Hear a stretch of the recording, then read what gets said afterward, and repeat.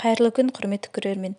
Кешкі асқа не тамақ жасасам екен деп ойланып отырған болсаңыз, дәл осындай ерекше әдемі дастарханның көркін ашатын әрі ерекше дәмді тамақты жасап көруіңізге кеңес беремін.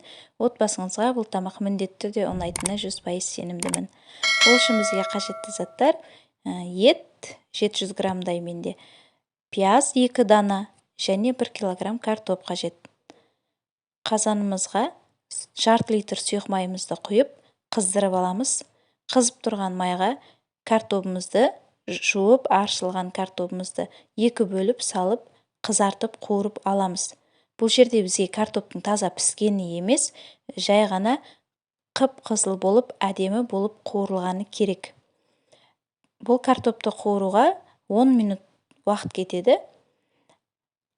Аса қатты көп араластырудың қажеті жоқ. Осылай вилкаменен ақырын бір бетін екінші бетіне аударып отырып, қызартып қуырып аламыз.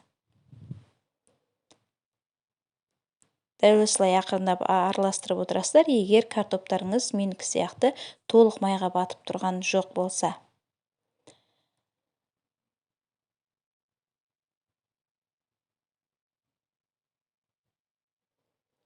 Картопымыз әп-әдемі болып қызарды. Енді бұны майын сырғытып, осылай сүзіп аламыз дағын. Екінші жартысын салып, тағы да дәл осылай қызартып қуырып аламыз. Сүзіп алған картоптарыңыз бөлек ыдыста тұра береді. Суып қалса да ештеме етпейді. Біз бұны әлі пісіруді жалғастырамыз. Картоптарымызды сүзіп алдық, барлығын толық пісіріп алдық. Енді артық майымызды бөлек ыдысқа құйып аламыз дағын. 100 граммдай сұйық майды қазанның ішінде қалдырып, сол қызып тұрған майымызға етімізді салып, бұны да қызартып қуырып аламыз. Етті салған соң қазанның қақпағын жауып, 15 минуттай сөлі тартылғанша орта отта пісіріп аламыз.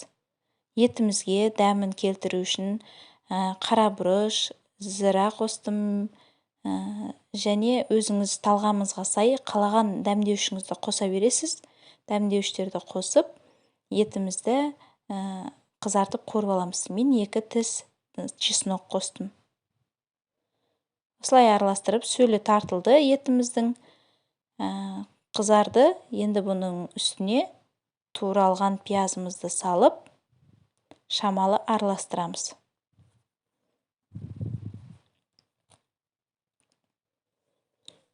Пиязымызды салған соң 3-4 минут қуырып, пиязымызды. Сосын бұл қуырылған заттарымыздың үстіне картопымызды тізіп шығамыз. Жаңағы қуырып алған картопымызды тізіп шығамыз әдемелеп, бір тегіс етіп бетіне.